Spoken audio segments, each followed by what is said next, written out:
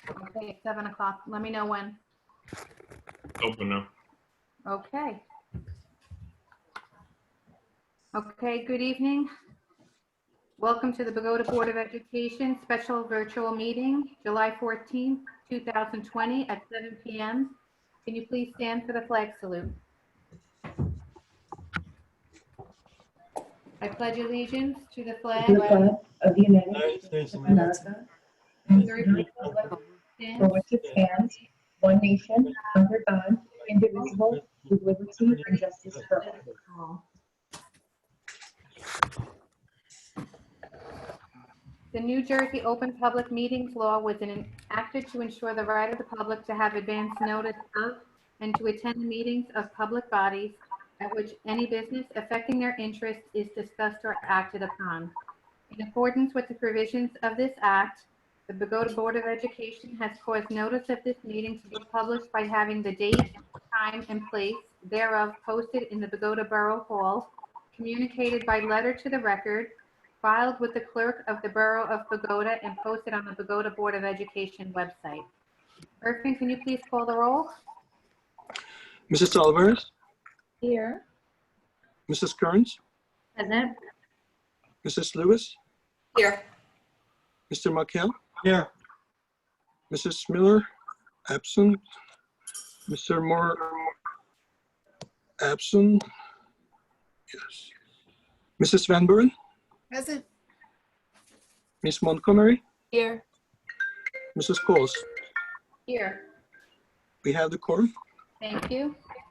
Also present is Mr. Kennedy, our superintendent, Nathaniel Simon, our board attorney, Mr. Edsel, our board administrator, and Elizabeth Ruiz, our board secretary.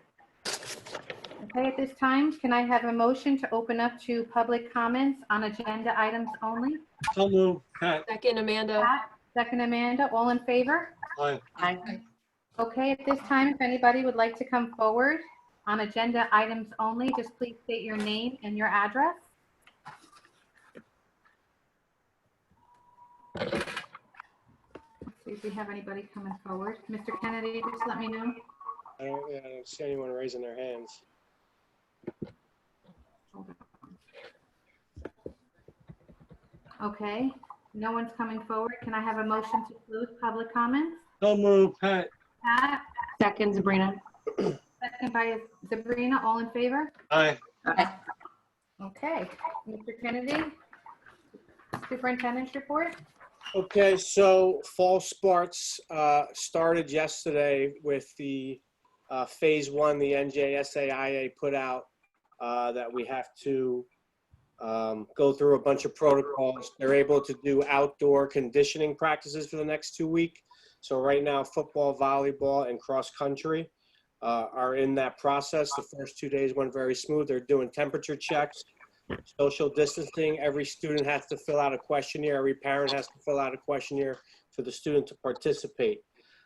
Phase two is supposed to open up in 2 weeks, and more guidance is coming out on that, but we were happy to get some of our students back together and start doing some normal things that they would be at this time. Our next big thing is our road back committee. We have a meeting tomorrow night. Administrators and the BEA have been meeting over the last 2 weeks, reviewing the guidelines of what we're going to have to do to reopen in September. The road back committee has a lot of stakeholders involved, with PTO presidents, the OEM director, nurses, building and grounds, administrators, teachers. So we're going to start going through what we can and cannot do. We have a meeting with the Board of Health on Thursday, which is going to also give us a lot of information on helping get our students back into school. I was at a county meeting today. So what everyone has seen is that road back document, that 104-page document. The NJDOE is supposed to put out a checklist of what we have to make sure is in our return plan. Once we have that checklist, we'll be able to put the plan into action. We also have more information coming from Strauss Esme that will be releasing guidance actually tomorrow, I do believe, that will be helping with policies that will require us to do certain things.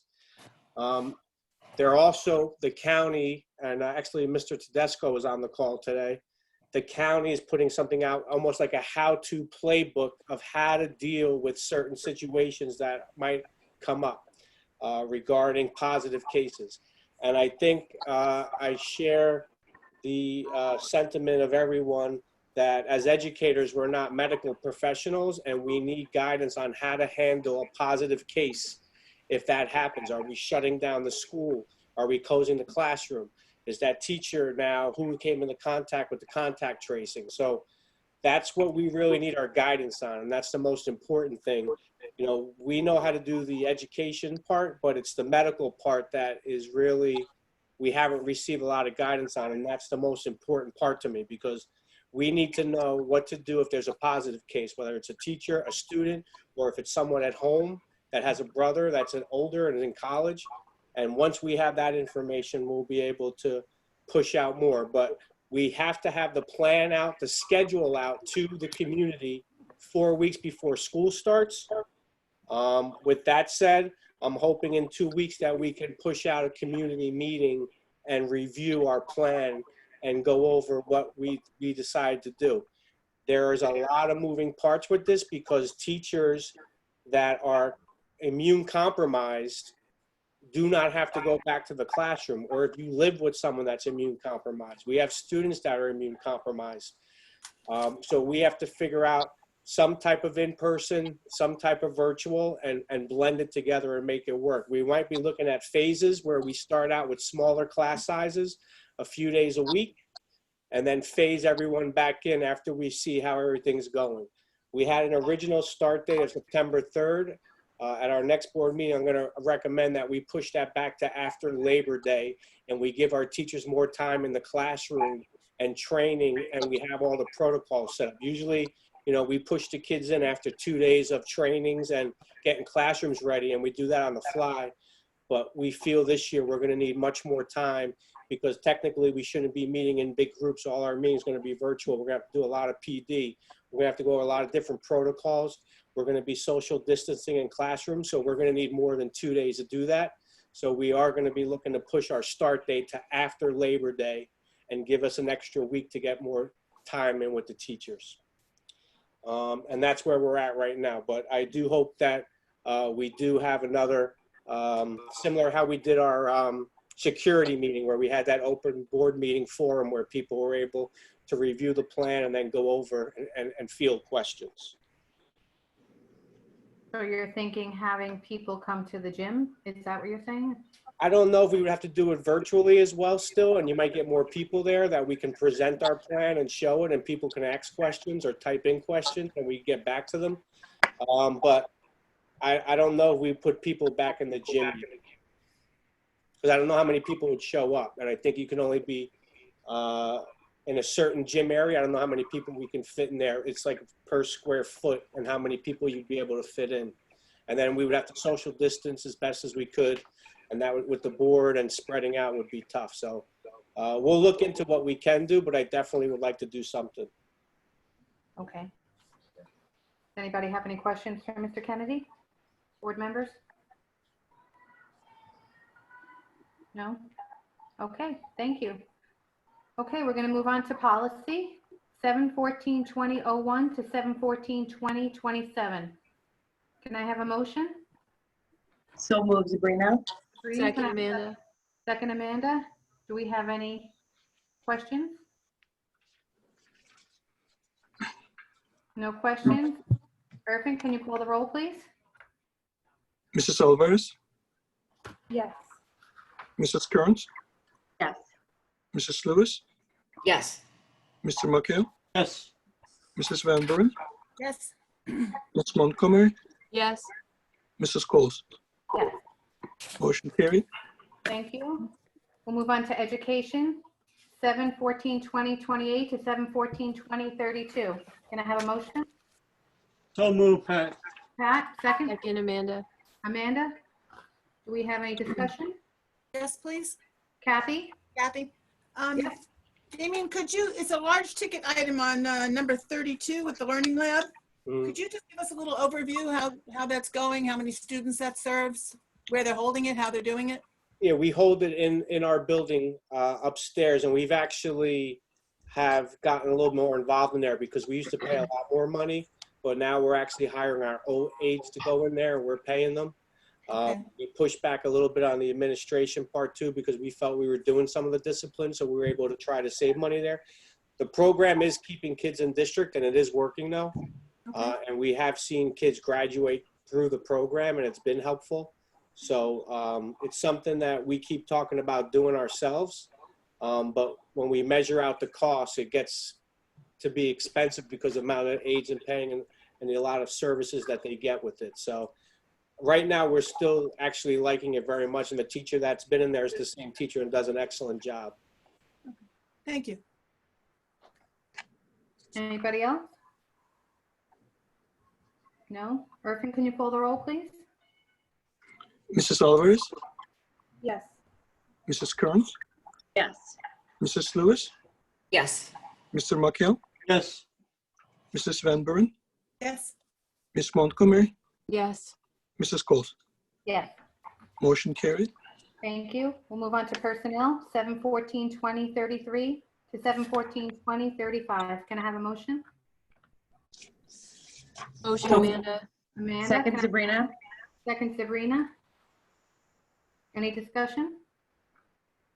I'm sorry, but yes, on 35, the Dollar General Reading Program, Yes. how many children are we reaching with that? Who I have to give you the exact numbers. It's not as many. It was kids that were identified that needed it the most. We couldn't because we only had so much money with the grant. But I can Right. give you exact numbers tomorrow of how many kids are involved in it. All right, ballpark, a couple dozen? I would say right in there. Okay, all right, thank you. Is it virtual? Yes. It's being conducted virtually? Yeah. Okay, Irvin, can you call the roll, please? Mrs. Alvarez, Yes. Mrs. Kearns, Yes. Mrs. Lewis, Yes. Mr. McHale, Yes on 33 and 35, and no on 34. Mrs. Van Buren, Yes on 33, no on 34, no disrespect to our teachers, and yes on 35. Ms. Montgomery, Yes. Mrs. Coles. Yes. Motion carried. Okay. Move on to finance, 714-2036 to 714-2042. Can I have a motion? So moved, Sabrina. Sabrina, second. Second, Eileen. Raylene, any discussion? Yeah, me again. Okay, Kathy? Number 41. Okay. I'm a little confused with this. I know we just used CARES Act funding to purchase Chromebooks for the district, the students and all. This is another $250,000. Why are we investing so much money in more Chromebooks, and how many and why? We ended up, because of the cash flow, we wanted to lease them over 3 years. So this is just the initial, we're buying these 500 and leasing them, purchasing over 3 years. So we can use the CARES money this year to pay for that initial purchase. And then we had more money to use because we're going to need more PPP and all that other stuff. So we didn't want to use all that money for the Chromebooks. This allows us to spread it out over 3 years. And Damien, I apology. I'm in Maine and my internet's going in and out. Everybody froze except me right after you started to explain. I'm so sorry. Could you explain Okay. again? So instead of using all our CARES money in one-time purchase, Right. we decided to do a lease purchase program where we can use some of the money this year from the CARES Act and still have some more money to buy other things, and then spread these payments out over 3 years. And it also frees up some cash from us because of not using all that money at this point in time. So it's the same Chromebooks. It's not like, Same Chromebooks, yes. okay, but you're just spreading it out so you can spend the money different ways. Yes. All other things that are under the CARES Act, all the cleaning and all those kind of things? That's, Yeah. okay, thank you. Right? I'm saying that correct, Irfan? Yeah, one other thing is the interest rate. We go out to bid and to find the best deal to reduce the finance cost. Okay. No, it makes sense if it's the same books. Thank you. Anybody else? No? Okay, Irving, can you call the roll, please? Mrs. Alvarez, Yes. Mrs. Kearns, Yes. Mrs. Lewis, Yes. Mr. McHale, Yes on all, but no on 43. 43? I mean 42, I'm sorry. No on 42, yes on the rest. In buildings and grounds. Mrs. Van Buren, Yes on all, but no on 42. Ms. Montgomery, Yes for all. Mrs. Coles. Yes for all. Motion carried. Thank you. And we'll move on to buildings and grounds, 7/14/2043. Can I have a motion? So moved, Pat. Pat, can I have a second? Second, Eileen. Oh, Eileen, second Eileen. Okay, any discussion? No discussion. Irving, can you call the roll, please? Mrs. Alvarez, Yes. Mrs. Kearns, Yes. Mrs. Lewis, Yes. Mr. McHale, Yes. Mrs. Van Buren, Yes. Ms. Montgomery, Yes. Mrs. Coles. Yes. Motion carried. Okay, thank you. We'll move on to committee reports. Does anybody have a committee report? Okay, does anybody have any old business? Yes, Yes, I I do. do. Kathy, Me? did you say you have old business? Yes, I do. I thought somebody else said something as well. I can wait. That's okay. You can go. Me? Okay. Yes. Lisa, this is something I've been asking you directly for an answer from. On June 16th, you said that I was giving bits and pieces on a story about Dewey School, which made me sound as though I was trying to mislead people, which I definitely would not want to. So I asked you that night, and I've asked you in 2 emails to please clarify what was it I was missing in that information about Dewey School that would have misled people, because I certainly don't want to do that. I'm upfront. So, but you've basically called me out saying that I was telling bits and pieces of a story. So what is it that I missed that you're basically accusing me of? I'm not going to go into the Dewey School whole entire thing because I don't have all my things. I'm not really going to go into Dewey School. That happened 20 years ago, 15 years ago, Kathy. And I'm not going to compare. I'm not going to argue, and I'm not going to get into something that happened 15 years ago. Okay, it's really pointless right now, and I'm not going to do it. So I'm just telling you right now, you can keep calling me out on it. I'm not going to do it. There's Well, much. then obviously, Lisa, you have no other information, and your accusation is inaccurate. You called me a liar publicly, and that's scandalous. Okay, whatever, Kathy. You can go on and I on. know, Lisa, whatever. It's how you play politics. We know that. Okay, thank you, Kathy. You're Amanda, welcome, Lisa. you have old business? Yeah, I do. First, I don't recall Lisa ever calling you a liar straight out. So No, she said I misled people. I agree. I inserted the word liar. okay, so just to clarify that. Also, I believe last meeting I had asked Damien if you could possibly collect all of the grant money that we had received in the past school year, just to tally that up, because I'm really proud of that fact. I looked at it with preschool the last 3 years because that's grant money. We're at like $3.2 million in grant money. Oh. So, and we have 2 big ones in now. We have the security one in that's for close to $200,000 or $250,000. And then the other one on there right now is we're trying to purchase an electric school bus. That we don't purchase that, it's a grant. Yeah. And for like over $400,000. And if we get it, the only stipulation is that we throw out our old school bus and use this electric one. Yeah, that's amazing.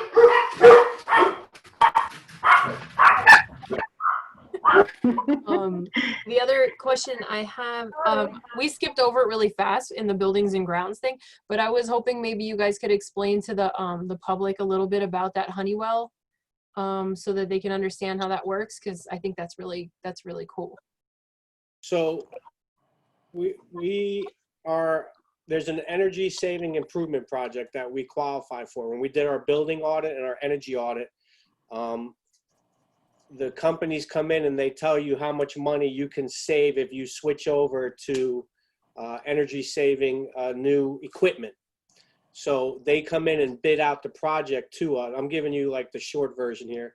They come out and tell you, okay, we can save you $150,000, but we want to give you new LED lights. We want to give you new boilers. We want to give you solar power.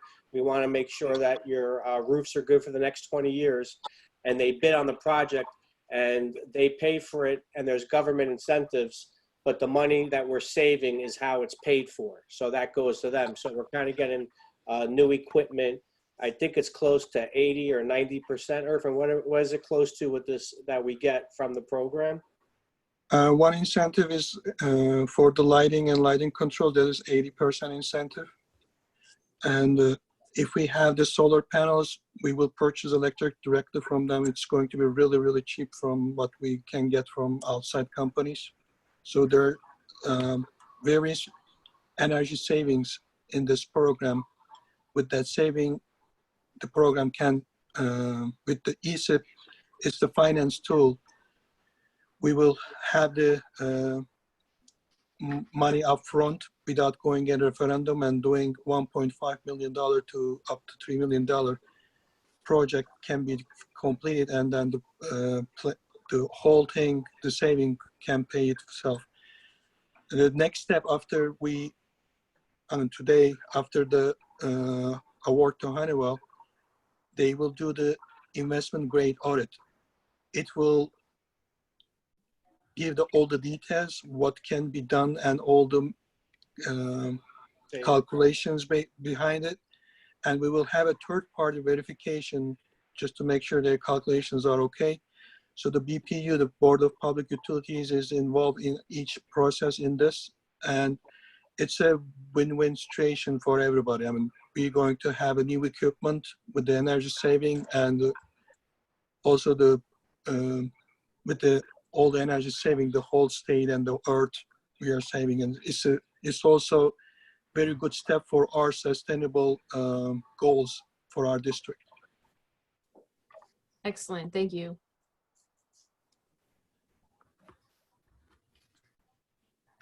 Okay, does anybody else have any new business?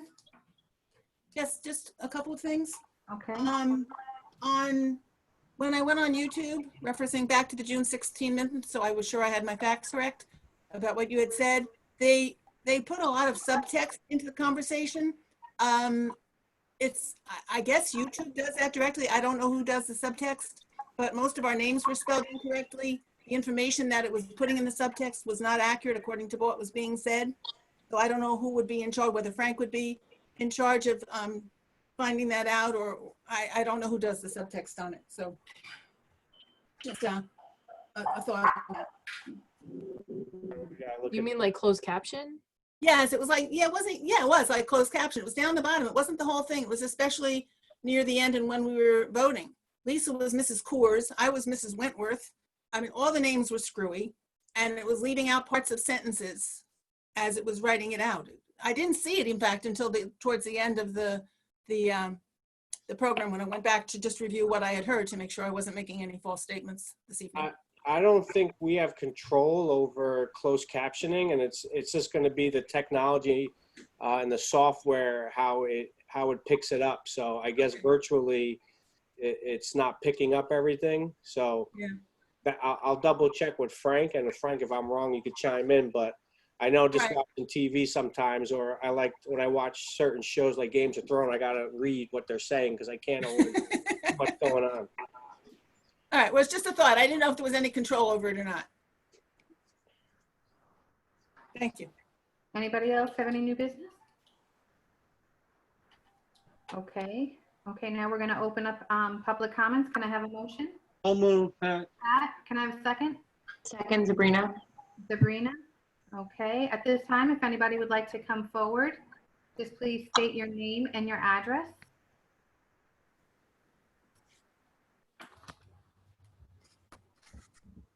Okay. Give it another minute.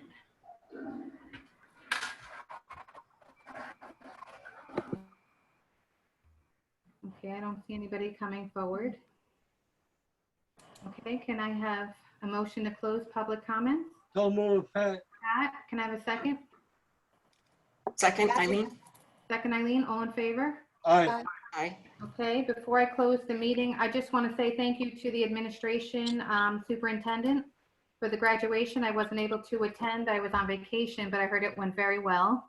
I heard it was pretty well attended, a little hot, but the kids were happy. You know, I'm glad you did it, Mr. Kennedy. The parents wanted it, the kids wanted it, and it looked very nice. And, you know, thank you all for what you did. It was very nice. So I just wanted to say that. And I don't think we need to go into executive session, do we? No, but we will have to have one more meeting this month for the superintendent evaluation where you guys will have to go in. So I would like to maybe try to combine that meeting. Maybe if we can look at the 28th in 2 weeks, do that super eval meeting, and then maybe a small board meeting with a town hall meeting, just going over everything and where we're at. I think that will be helpful because we'll have everything in on time and we'll be able to, you know, put out some information to the public and get some feedback. So, but again, it's changing every day. You saw Los Angeles closed, they're going remote. Vernon Community College is going remote. There's a lot of places going remote right now. And that might be our reality. So we are focusing in on a virtual platform because one way or another, we will be virtual. So that's something that we're already looking at and investing in, giving teachers document cameras that they're able to do a lot more stuff virtually with. So, but I think the next 2 weeks, we should have a better understanding of where we're going to be. Okay, I did suggest to Mr. Kennedy if we could possibly, our next meeting, not remotely do this with the superintendent evaluation, if we could meet at the high school and maybe remotely do it with the public, but have us meet, you know, in our usual place. So I don't know how everybody feels about that, but I think it's easier doing the superintendent eval, being present and speaking about it. I don't know how everybody feels about that. If I could have a little input on it. I'm okay with it. Okay with it. I'm 73. I'm 73 years old. I'm really not comfortable with it. Yeah, I agree with Pat. I'm up there too. Yeah, my mother-in-law's, I really don't want to expose her. I It agree. would be, Mark. I've been very cautious about where I go. I understand what you're saying about wanting to do it in person 100%, but No, we're kind of in person here. Yeah, I mean, if you go into into a Zoom room just like this, it would just be the 9 board members. That's Right. it. And then you come to a consensus, and then I come in, and then you review it with me, and that's it. So, and then we can just have a virtual meeting with the public then. But if you can't get everyone there, I don't know if it would be helpful. You would Okay, just have just to- put it out there.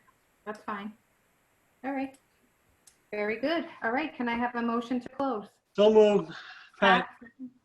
second, Amanda. Second, Amanda, all in favor? Aye. Aye.